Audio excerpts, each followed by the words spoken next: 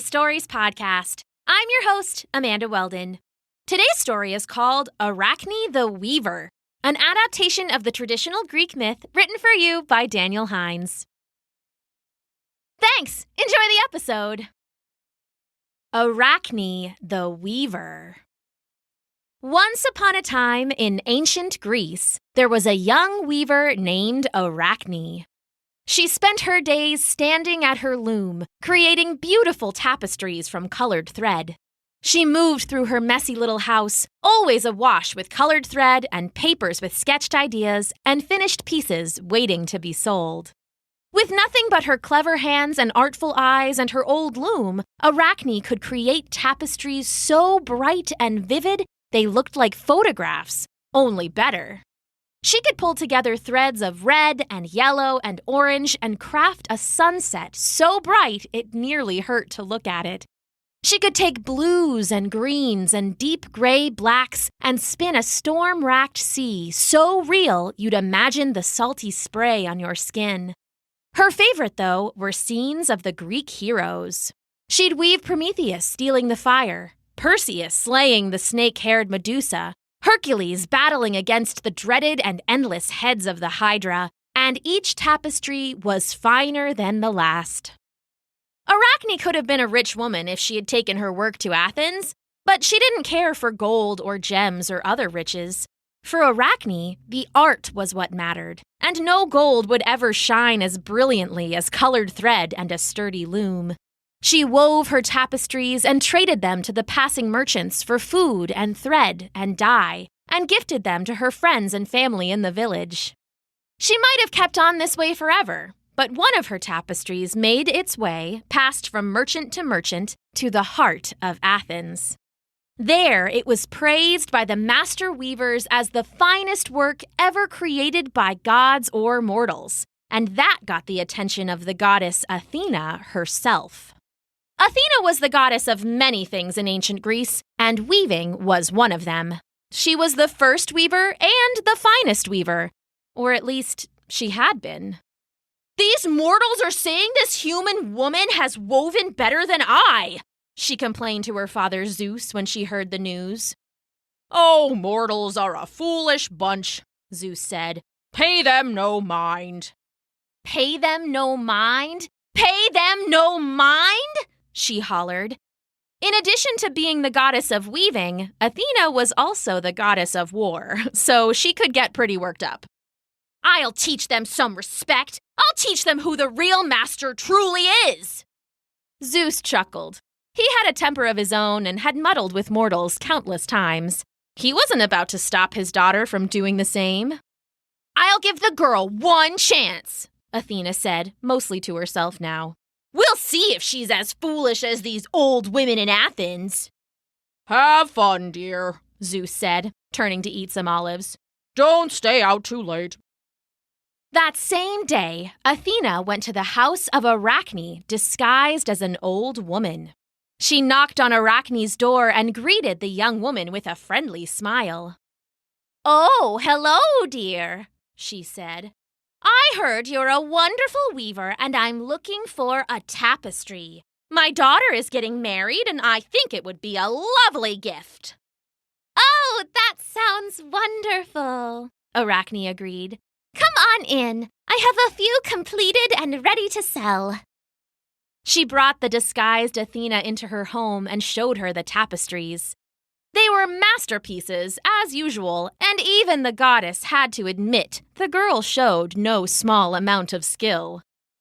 "These are so beautiful," Athena said. It occurred to her that, being the goddess of weaving, she could maybe claim Arachne's work as her own and maintain her status as the best. "Surely you must praise Athena for blessing you with such ability. The goddess must do her work through your hands." "Athena?" Arachne laughed. "The work you see here is mine and mine alone. There are no goddesses here, just my hands and the old loom I got from my grandmother." "But when the merchants come to buy your work, when they celebrate it in Athens, surely you tell them you owe thanks to great Athena then." I tell them I owe thanks to my own hands and my eyes and my studies. I tell them I owe thanks to the thread and the plants and the stone that dyed it. I tell them I owe thanks to the wool and the sheep that grew it. But Athena? The gods and goddesses toy with mortals as often as they help them, and I owe them no thanks. Athena, in her disguise, looked shocked. Surely you can't believe that of the gods and goddesses. Surely you must give Athena her due. Should I thank Zeus for creating fire and hiding it away from us? Or should I thank Prometheus for stealing it away and giving it to humans as a gift? To me, it's clear that Zeus is the villain and Prometheus is the hero. You mean? The gods and goddesses can stuff it, Arachne said. They're a bunch of bullies. You ungrateful brat, the old woman spat. You wretched little cretin! Well now, said Arachne, that's quite enough.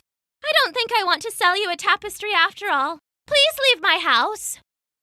I'm leaving nothing. I'm going nowhere.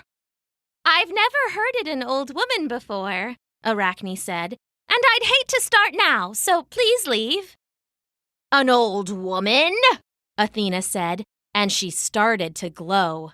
Like stars pricking the night sky, like the last rays of sun before the setting, the glow emerged from under her skin and shone through. Arachne backed up, hands raised. What? Who are you? The old woman exploded into 1,000 pieces of light, and in her place, radiating with raw power, stood the goddess Athena. She was tall and finely muscled, sculpted as a statue. Her skin was the lush gold of olive oil, and her hair was as dark as the scowl on her lovely face. You're Athena, Arachne said, shrinking away from the goddess. And you're insolent, Athena said. Arachne knew insolent means you're showing a lack of respect, but she also knew it's rarely used by people who deserve respect in the first place. You came dressed as a lie, Arachne answered, still scared but mad now too. You came mad and jealous that I'm the better weaver and you want credit for my work. The better weaver? Athena said. I think not. Let us have a contest right now. Tapestry versus tapestry, and whoever makes the finer shall be declared the greatest weaver to ever live. Arachne looked at the golden god and narrowed her eyes.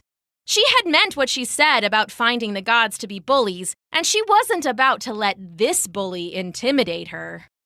Fine, the young woman said. A contest. When shall we have it? Now! Athena shouted, and she stomped her foot. With a sound like a war horn, the goddess summoned a golden loom and a rainbow's worth of threads from thin air. She set them up across the room from Arachne and glared at the mortal woman. This is your last chance, Athena said. You tell the world your skill comes from me. Praise me and give me thanks, and we can call this off. What's the matter? Said Arachne. Afraid you'll lose? The goddess snarled, and for a moment, Arachne was afraid she would summon her magic spear and strike her down then and there.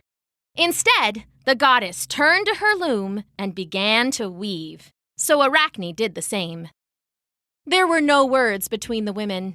Time flew by like a ship in hurricane winds.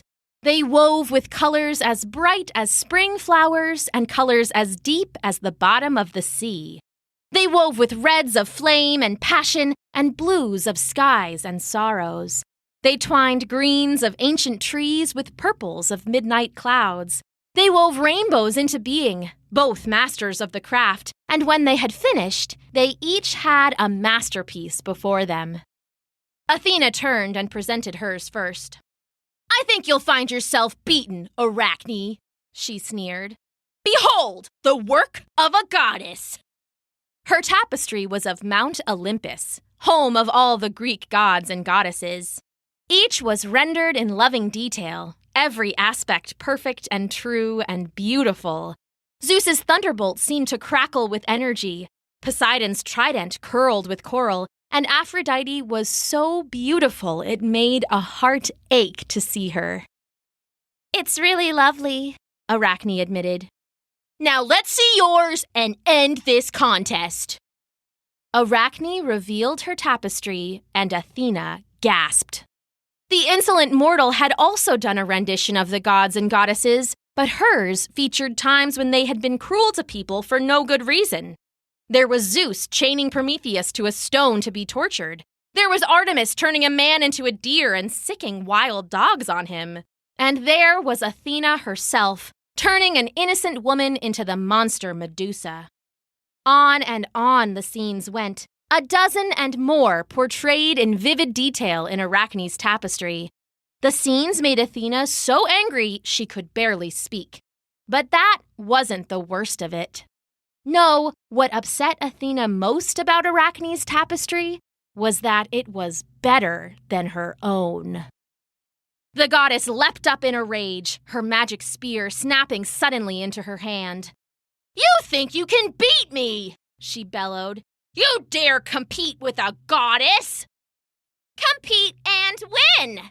shouted Arachne back, proud and defiant. "If you're going to use your spear, then use it. I'm sick of cuddling a jealous goddess." The spear slashed forward, not at Arachne, but at her loom.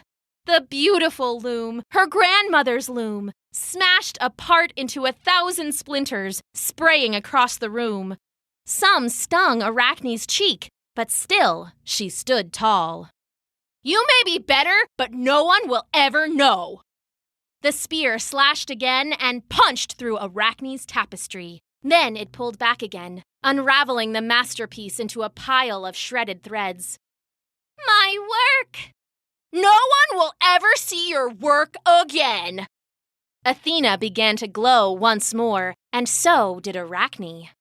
"What are you doing?" the young woman cried, and the goddess smiled back a wicked, jealous smile. "You think you can compete with me? You're insignificant! Nothing but a little bug!" Arachne began to shrink and warp, and soon the young woman was gone, transformed into a little critter no bigger than a thumbnail, with extra eyes and legs. "Serves you right," said Athena, and with a magical whoosh, she disappeared back to Mount Olympus.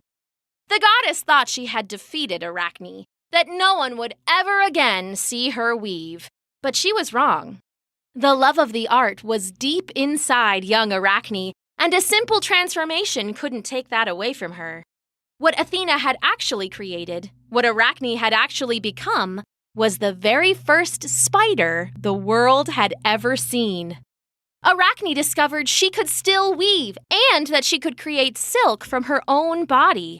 She wove her beautiful webs among the dewy grass, and she watched them shine like crystalline tapestries in the early morning sun. All other spiders come from Arachne, and they've spread across the world.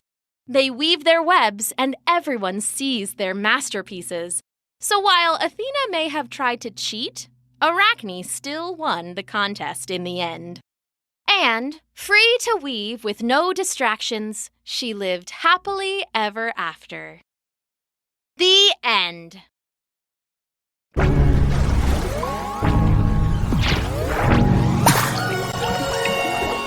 Thanks for listening!